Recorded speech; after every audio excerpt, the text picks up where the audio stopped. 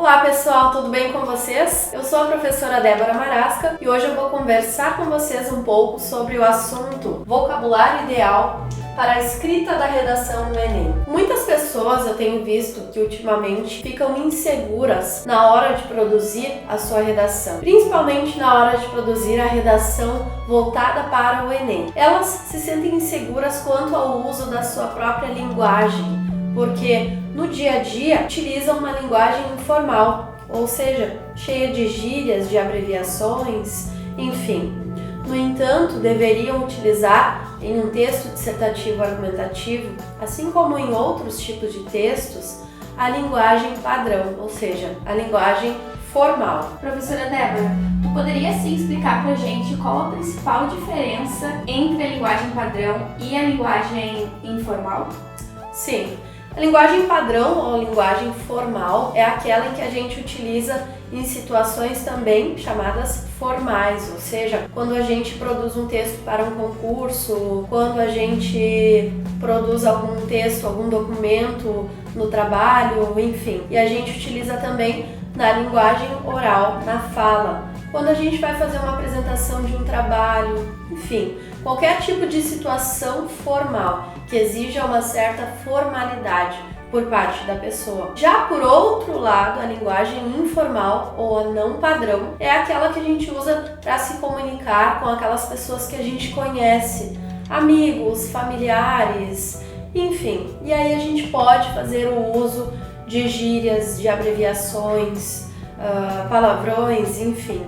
Aquela linguagem comum, dita coloquial, do dia a dia, é chamada linguagem informal. Continuando, coisas que a gente precisa cuidar na hora da escrita de uma dissertação no dia da prova do Enem é evitar a repetição das palavras. Muitas vezes as pessoas acabam repetindo tantas vezes as palavras que o texto acaba ficando cansativo. Então é preciso que vocês troquem essas palavras por outras. Podem ser sinônimos ou, enfim, alguma palavra que fique interessante ali no texto, naquele parágrafo. Não utilize eu, por exemplo, ou nós, utilize a sociedade, o povo, a população, enfim.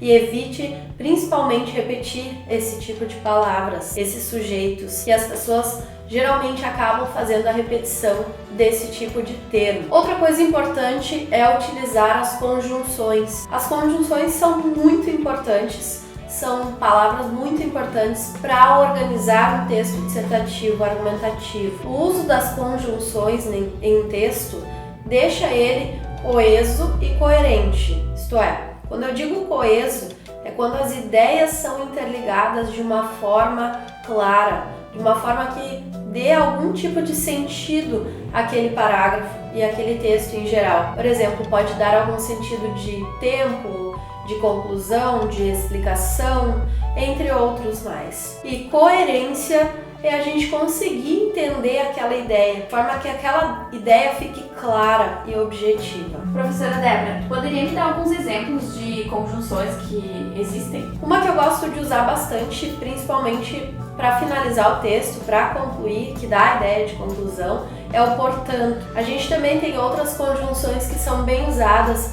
O e, a gente usa bastante, o mas, o porém, para dar uma ideia de oposição, o contudo, enfim, tem uma centena de conjunções e é importante olhar, estudar, inclusive tem na apostila esse conteúdo. Professora Débora, então, já que eu tenho que usar a linguagem formal no meu texto, isso quer dizer que eu tenho que utilizar palavras difíceis, palavras bonitas e esse tipo de coisa? Não necessariamente, o texto deve ser claro, coeso, deve ser objetivo. Tem gente e tem muitos alunos meus que acabam fazendo o seguinte: o texto ficou claro, ficou escrito com palavras simples, do início ao fim. No entanto, o aluno lembra que existe alguma palavra que ele leu em algum lugar, que ele ouviu em algum lugar, achou bonita e resolveu usar. E essa palavra é muito rebuscada, é antiga, enfim. E ele usa no texto dele. Acaba que existe, então, ele forma no texto uma quebra de ritmo.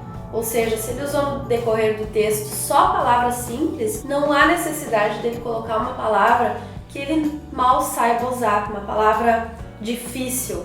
aí vai acontecer essa quebra de ritmo e o texto não vai ficar tão bom. E usando esse tipo de palavra que ele mal sabe utilizar dentro de um texto e não é acostumado a usar, ele acaba caindo numa certa armadilha, ou seja, acaba que o texto não vai ficar tão bom quanto deveria, ele pode até perder determinada nota e isso vai prejudicar ele na hora da avaliação do texto. Bom, pessoal, o vídeo de hoje era esse, então eu espero que vocês tenham gostado. Caso vocês tenham ainda alguma dúvida relacionada a esse ou qualquer outro assunto relacionado à língua portuguesa, podem deixar abaixo nos comentários a dúvida. Peço que curtam também a minha página no Facebook e caso queiram, abaixo está o link para download gratuito do nosso e-book com várias dicas sobre a língua portuguesa. Um beijo e até a próxima!